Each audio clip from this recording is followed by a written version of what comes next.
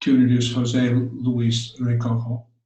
I'm going to read Luis's bio, and then I'm going to talk myself because I want to say a few personal words about him and about his work. So first is his bio from the magazine.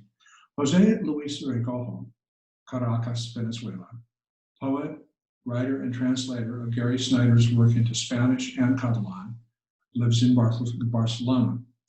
Author of the poetry book Fronteras, short fiction Recetas y Relatos de un Año Bisiesto, and the children's book Max y su Sombra, among others. Managing NGOs, defending human rights, and Chinese calligraphy are other activities, besides his family, that fill his life. So before I go to Jose Luis's work, I want to thank him personally for the Poemame series that he curates here in Barcelona. It's a great series, it's trilingual. I know from personal experience that curating a reading series is a lot of work.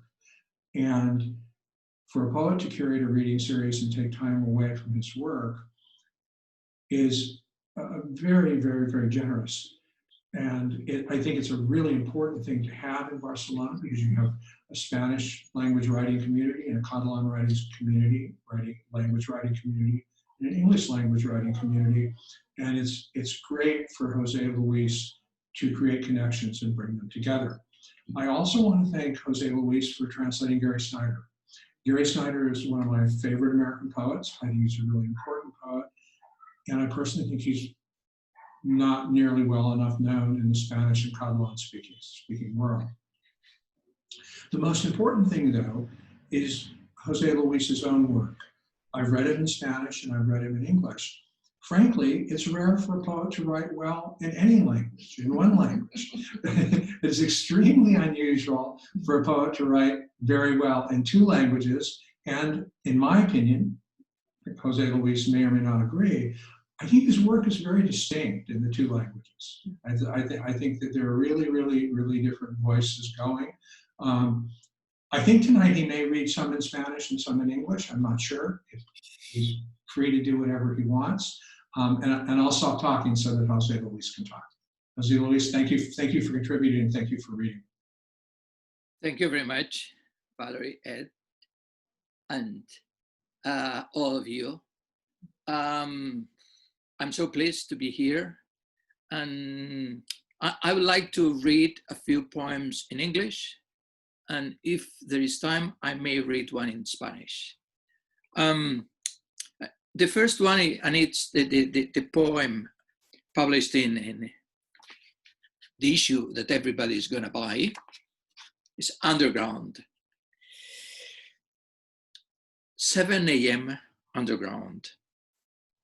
First time in days, young people waiting for me, or not. Sleepy faces underground. She looks at me. Writing poetry? Why not? Smiling, the two of us, this present moment. My mind flies through my fingers and leads me all the way underground, where I find your book, this present moment. But this time, I'm writing back to Turtle Island, to Kitkiditse, to thank you. The work done, to be done underground. I have to say that this present moment is one of the last books that Gary Snyder has written. And I wanted to write a poem relating to this book because in the acknowledgements, he mentioned my name. So I was very proud of it. And for the people who don't know Gary Snyder, Turtle Island is the name that he calls the United States, and it's the poetry book where he got the Pulitzer Prize, and Kitkiditse is where he lives. Second poem. Snow falling. Early morning, soundless snow falling. The first frost covers everything up. The surface of the water, crystals of pure salt, slides to the shore. Waves show with a spray of white another border where land and water meet. A land where people, as an endless recurrence of ripples, arrive pushed by souls of multitudes, as trees shiver off their leaves. Early morning, soundless snow falling, loneliness that awaits. It doesn't snow in Barcelona a lot, but that time it was snowing inside me. The third one, Tic Tac. This was after reading John Berger, another of my favorite writers. When I forget to wind the clock, the inanimate silence in the kitchen attracts my attention. The future ripens in the past, an awareness of the passing of human time. I sit at the table listening to time, aware of the past and future that have made me the human I am. A portrait, a shape of motionless, still time. What happens if that moment is extended indefinitely? The opposite of the eternal is not the transitory, but the forgotten, still life. Thank you. Thank you. If I have time, do I have time for another one? Sure. Another one in English. I wrote it while I was in Morocco about 3 years ago. It's Cleansing Sahara. Across the dunes of the desert, a rainstorm welcomes us.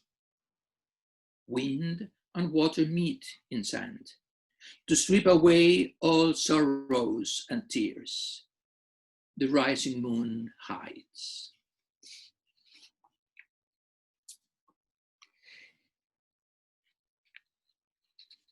Y por último, me gustaría leer un poema en castellano del libro que has comentado, the book you've mentioned, Fronteras. This book was written bearing in mind what is happening with refugees in Europe. So the title is El cortejo de refugiados. Un cortejo de refugiados pasa pidiendo aprobación. La santa acompaña entre ellos. No la conocen. Una piara de empresarios se refocila en su pocilga para decidir. Una recua de políticos, unos tras otros, legisla. Tú y yo obedecemos. Thank you very much to all of you. Thank you. Thank you so much, Luis. Beautiful reading. Really beautiful reading. Yeah, thank you so much. Okay. Emily is going to. Great.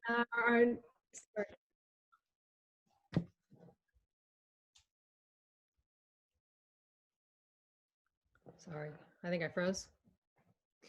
I'm going to introduce the next reader, Craig Martin Getz, who this is his third appearance in parentheses, which we're thrilled about. Craig Martin Getz left LA for Barcelona in 1989. His poetry has appeared in literary journals such as Diagram, Blue Earth Review, Barcelona Inc., parentheses 1 and 3 and 4, Subliminal Interiors, Northwind Magazine, the Tishman Review, Asaricus, Nimrod International Journal, etc. The poems here belong to his upcoming 5th collection, The Gold Rush. His poetry and photography can be found at craigmartingetz.com. And I'm always thrilled to hear Martin read his work. So welcome, Martin. Thank you so much. Thank you, Emily. You look beautiful this evening. It sort of sounds like Eurovision, but you look wonderful this evening.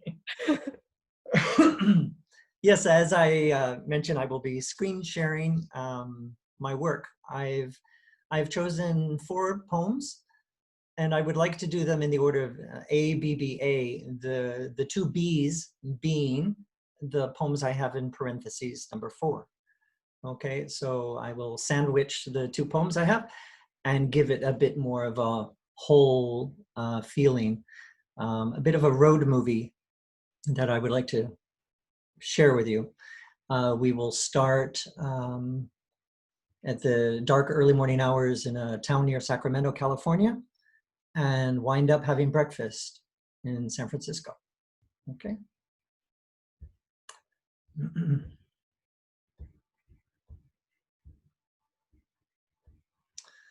The Dam, the remake. I said maybe my last goodbye to Dad.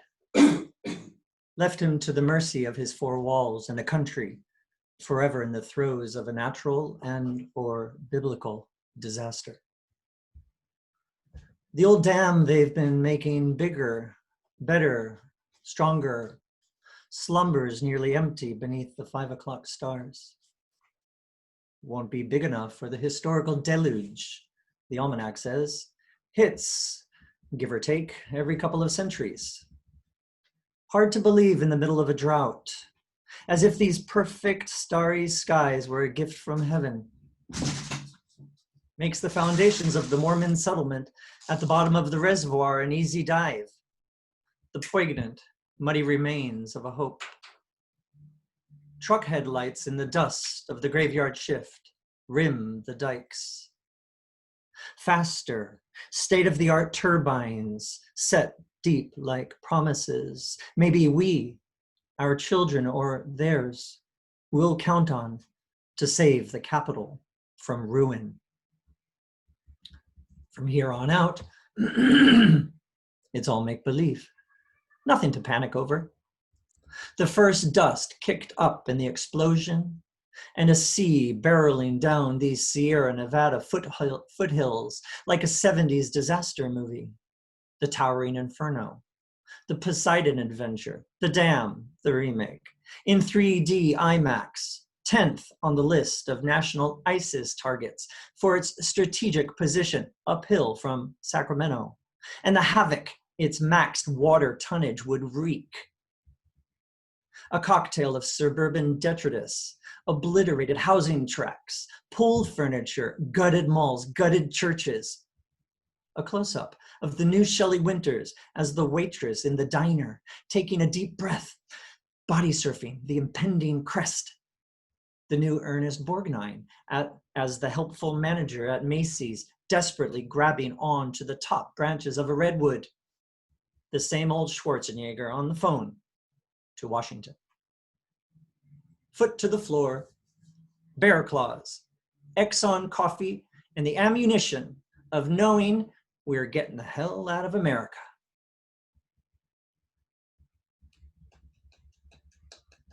"20,000 Leagues Under the Sea." After Jules Verne, of course. The Nautilus is one. When you go far, you make one. Where the land is next to the sea. This helps you to see in the dark.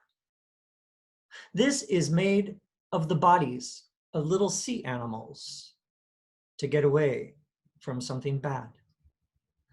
An old building after an accident. A small, round, expensive stone that you find in a seashell. You can use this to cut wood when the sea goes round very fast. Submarine, journey, coast, light, fire, coral, escape, ruin, pearl, axe, maelstrom.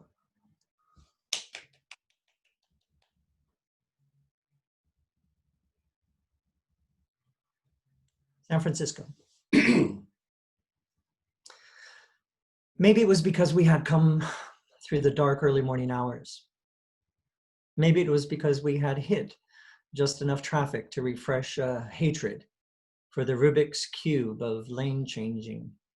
That despite the luck of being two, we did not qualify for the carpool lane.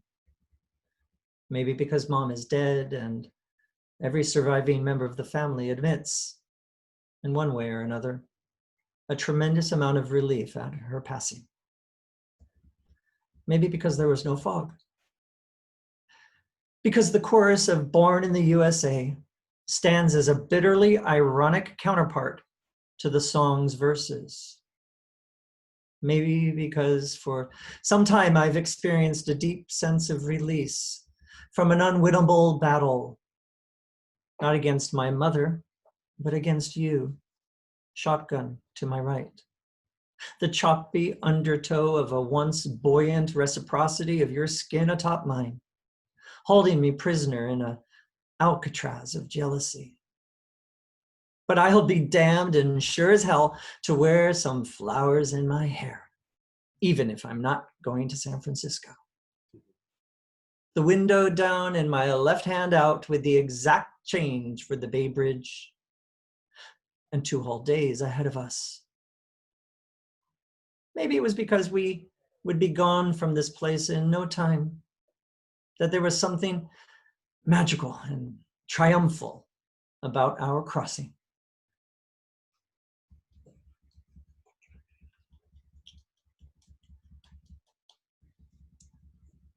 And finally, breakfast. Orphan Andy's. We had breakfast at Orphan Andy's in the Castro, in one of the window alcoves on red vinyl. 2 eggs, any style, a choice of 2 hot cakes or toast, and home fries.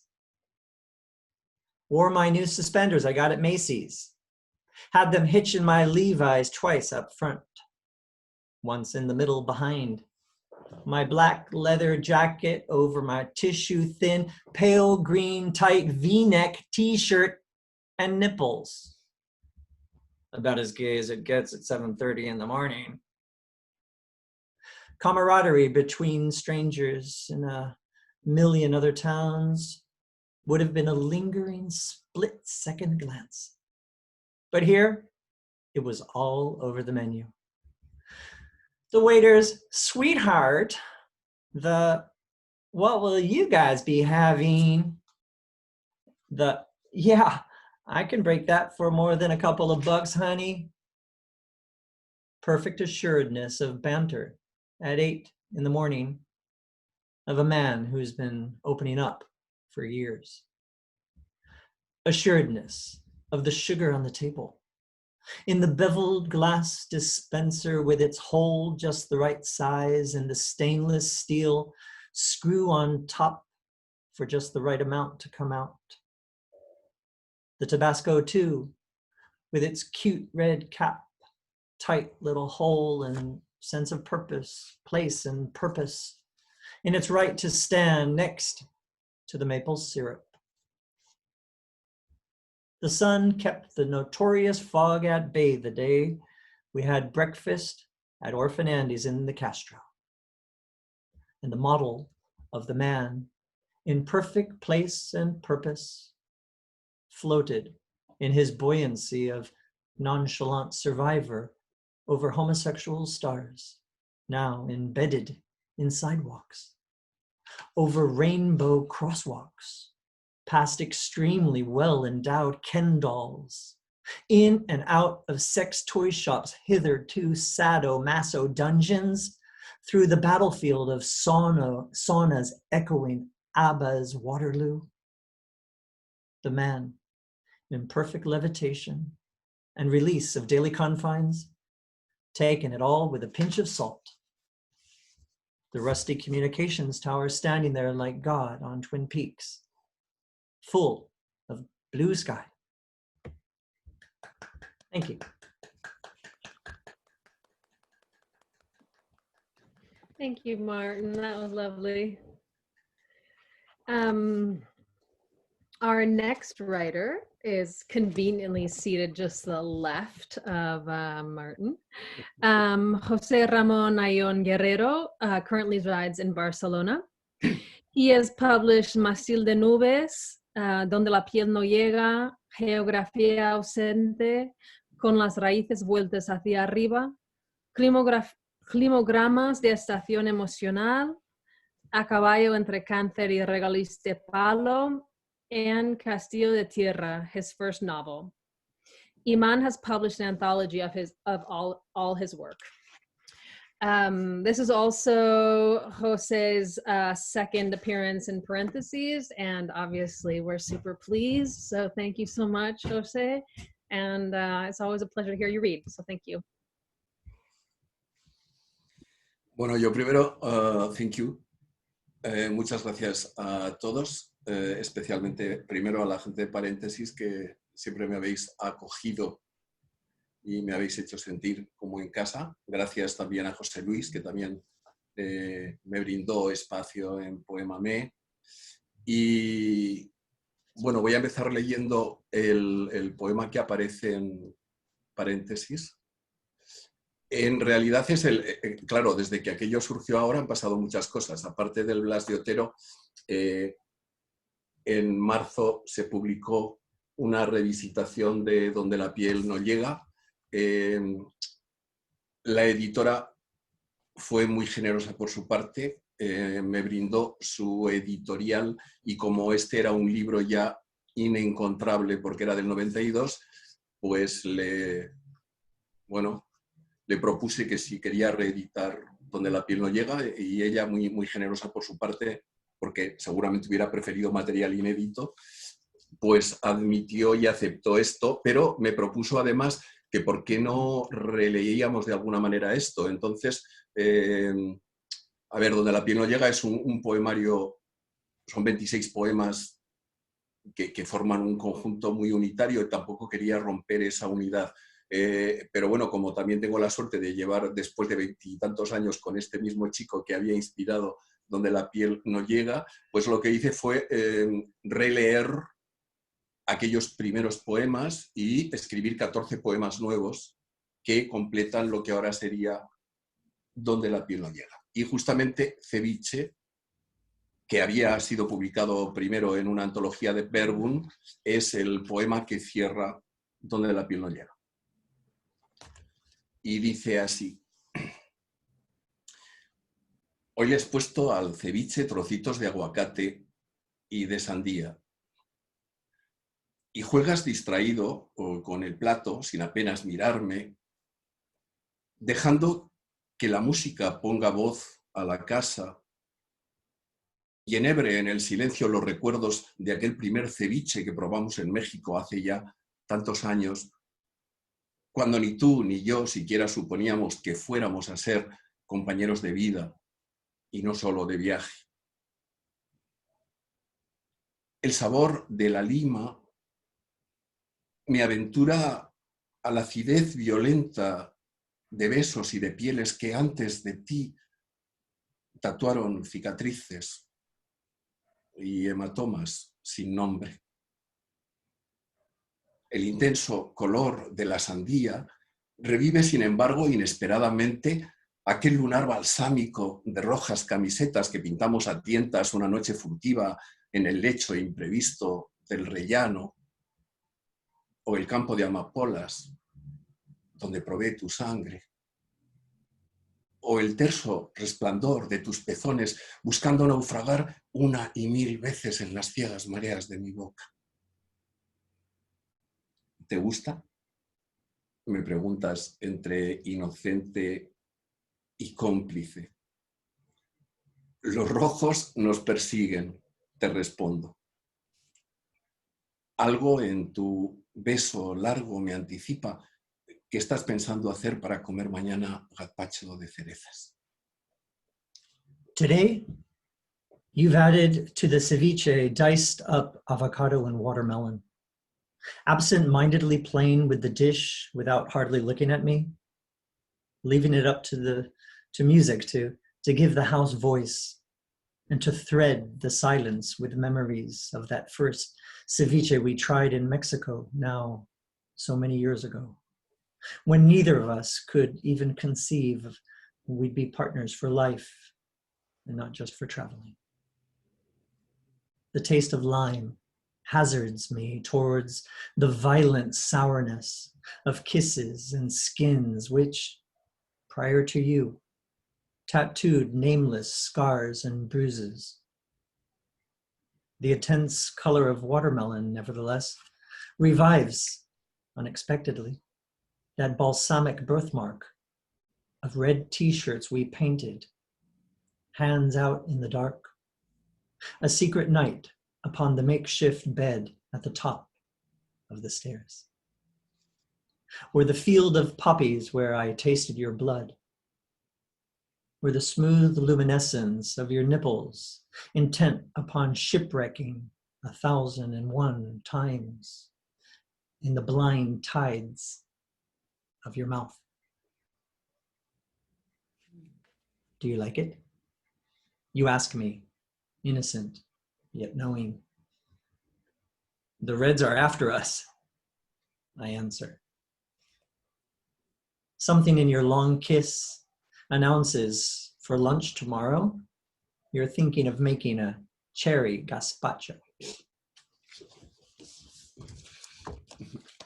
Ok, y ahora voy a compartir otros dos poemas de este premio Blas de Otero, que estoy muy contento de poder poner el nombre de Blas de Otero después de lo del Miguel Abordeta, que también me hizo mucha ilusión. Y la portada es muy mona, que es mía.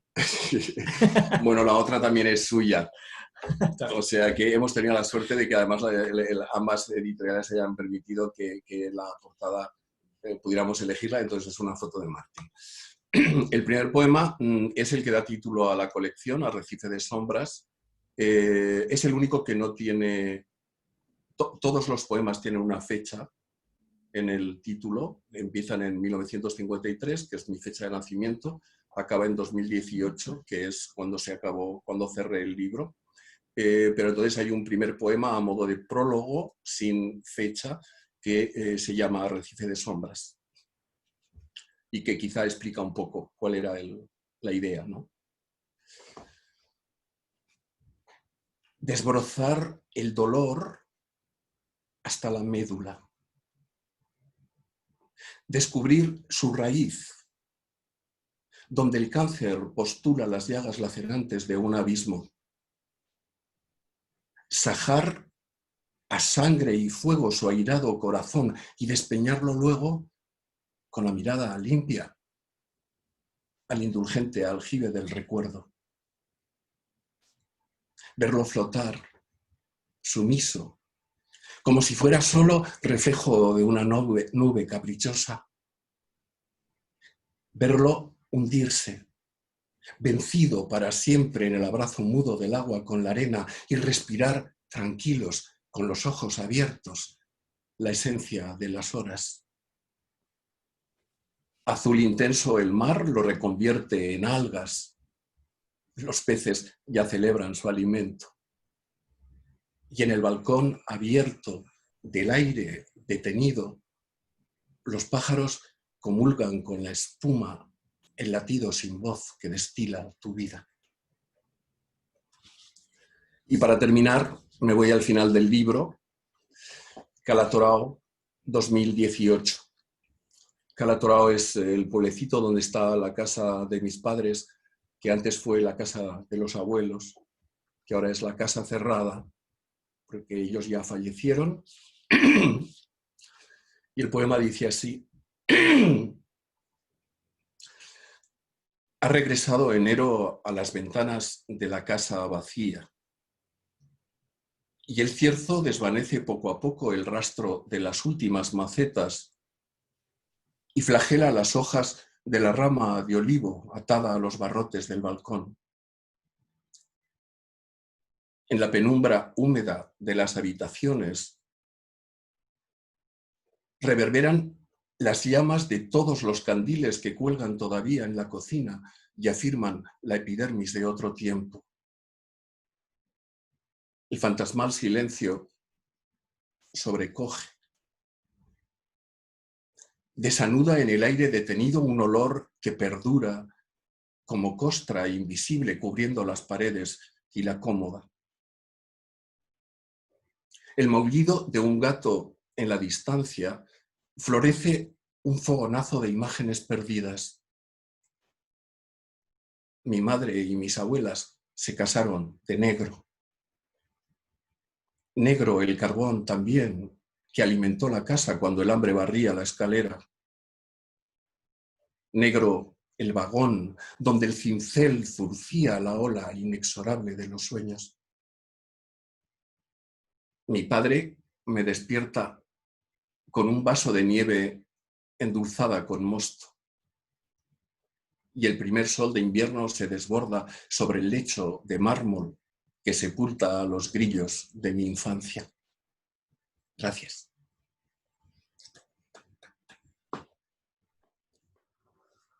Thank you so much for that beautiful reading, Jose. So it's my great pleasure now to introduce our last reader, Omar Pinedo. And I want to welcome Omar to the Parentheses family. It's his first publication with us. We're absolutely delighted to have him. Not only because he's a wonderful poet in his own right, but also because he's introducing us through his translation to another great poet that none of us were aware of before, Juan Gonzalo Rosé. So I'd like to read Juan Gonzalo Rosé's bio first, and then I'll read Omar's and just say a few words about what I appreciate about him. Juan Gonzalo Rosé, Peru 1927 to 1983, was a poet, playwright, waltz lyricist, journalist. Exiled to Mexico in 1950 for his affiliations with the Communist Party, returned in 1956. Peruvian Poet Laureate of 1958, part of the great Peruvian generation of 50. Most notable books of poems are Canto desde Lejos, 1956, Simple Canción, 1960, and Las Comarcas, 1964. And now I will read Omar's bio. Omar Pinedo, Peru, 1988, is a poet and economist. Great combination. He has published Mitologías Individuales in 2016, just admitting someone to the reading, and Diez Toros in 2020, and is currently working on Water Falling from a Jar, a collection of poems in English, and En el principio era la maravilla. More of his work is on www.omarpinedo.com. When I first heard Omar read, it was at a collage reading, and I was very moved by his seriousness, his attention to language, the clear love and dedication that he has for poetry, both in English and in Spanish. So, Omar, welcome. Thank you all. It's been a lovely night hearing all of your poems. Very beautiful. I've been very, very attentive to all of them. Thank you for your gentle words, Valerie. For me, Juan Gonzalo Rosé is a very special poet, not only because he's a great poet from my country, but also because I really love his poems. I really love this collection of poems, which is Simple Canción, the poems I translated for parentheses. It's just a plaquette, 14 poems, but all of them are very, very translucent in their words and use and that's why it's Simple Canción, because it uses very simple words, and with that he I don't know how to say it, but he makes magic with the simplest things. So, well, this is a poetry reading, so I have to read something. I've learned from Martin to share the screen. I think it was a very smart decision. It really helped a lot. So I'll try to share the screen here.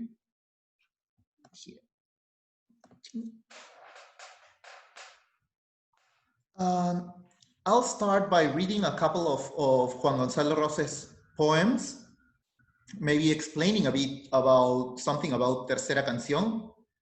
And then I will read a poem of mine from Water Falling from a Jar in English, and maybe a poem in Spanish, because this thing is bilingual, right? So let's do this. So, primera canción. No he inventado ninguna melodía. Los que amaron dirán, conozco esa canción. Y me había olvidado de lo hermosa que era. Y habrá de parecerles la primera canción con que soñaron. First song. I have not invented any melody. The ones who loved will say, I know that song. And I had forgotten how beautiful it was. And to them it will seem the first song they had dreamed of.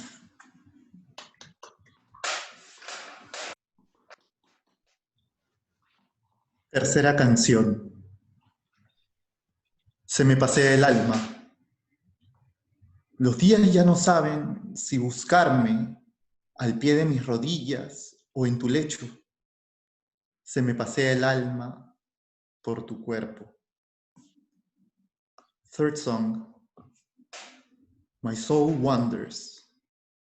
They don't know anymore if they should look for me at the foot of my knee or in your bed. My soul wanders through your body. So this poem, third song, was very difficult to translate because it's an old adage. Is it adage? How you say it, Valerie? Like a popular saying? Yeah. Mm-hmm. Okay. So it's an adage. Like in Spanish, we say when someone is like kind of absent-minded or distracted, we say se le pasea el alma por el cuerpo. So he's playing with that, but there's no way to translate it. So, but he also cuts the adage short, and he says se me pasea el alma, which is literally my soul wanders. So he's using this resource as well in a way that is impossible to translate, right? But I think as translators, sometimes we have to make choices as well. Well, this is from Water Falling from a Jar. I'd like to share this with you because it's the latest thing I'm working on. So this one's called Balcony in a Champlain. 3 days ago, a beautiful sparrow standing by my door, hurt but haughty, looked directly into my eyes. I've been treating since her wounded wings, giving her water, grain, and heat. It's lovely to see her sleeping calmly after dusk. I go out for a walk. The leaves are falling and the breezes dancing softly take them high into the sky. The freedom, the freshness of the air up high seduces every creature in the land. Wind, who knows the rhythm of my breathing, who knows the movements of my heart. You know how much I'd love to keep the sparrow in my garden, but the bird is on the fly. So here I try to, it's very difficult sometimes to finish these kind of things. So I remember this guy, Omar Khayyam, right? Like translated by, who was a translator to English who made a beautiful work as well? Oh, I forgot, but he's a very famous translator as well, who translated one of the poems from Rubaiyat, like, but the bird is on the wing, right? Something like that, which I kind of found was very cute, so I put it a bit differently there. And lastly, I don't know if I have time still, but I want to read a poem in Spanish as well, because vamos, hay que hacer un poco en inglés y español. Primero pusimos las papas al horno, en corte finito para que salieran crujientes. Luego pusimos encima la dorada, un pescado noble, musculoso, de expresión severa. No había sorpresa, no había terror en su mirada. Entonces cerramos el horno y esperamos media hora. Cuando sacamos la fuente, cómo brillaba, un sabor, un olor tan suave, deliciosa, carne blanda separada en movimientos delicados del cubierto. Sonrío y disfruto. Echo mantequilla a mis papitas y agradezco a mi amiga la dorada por brindarnos la felicidad de este momento. So after, to round up everything, after the experience of translating that plaquette by Rose, I realized I couldn't translate my own poems. I was not able to do it, maybe because I was too close with the words I was using in all of them. So instead, I chose to write new ones from scratch in English, and that's it. So thank you very much. Omar, thank you so much. Thank you so much. Great reading. We appreciate it so much.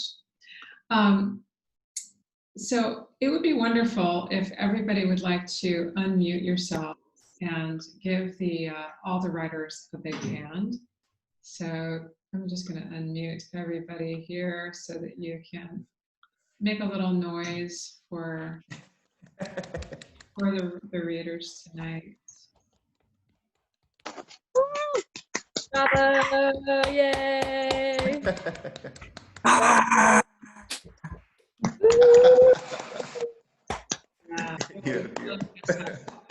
Thank you all again so much to our readers, to those of you who came along tonight. If you would like to get a magazine from us, either physical copy or PDF, please get in touch. We have more readings, yay, we have more readings coming up. You can see them on our Facebook and our Instagram. We would love to see you there. And also, as I said before, if you yourself are a writer, a public writer or a secret writer, please send us something. We would love to hear from you. So thanks again to everyone, and we hope that we'll see you soon. Thank you, editors. Thank you, editors. Parentheses. Thank you very much to the four of you.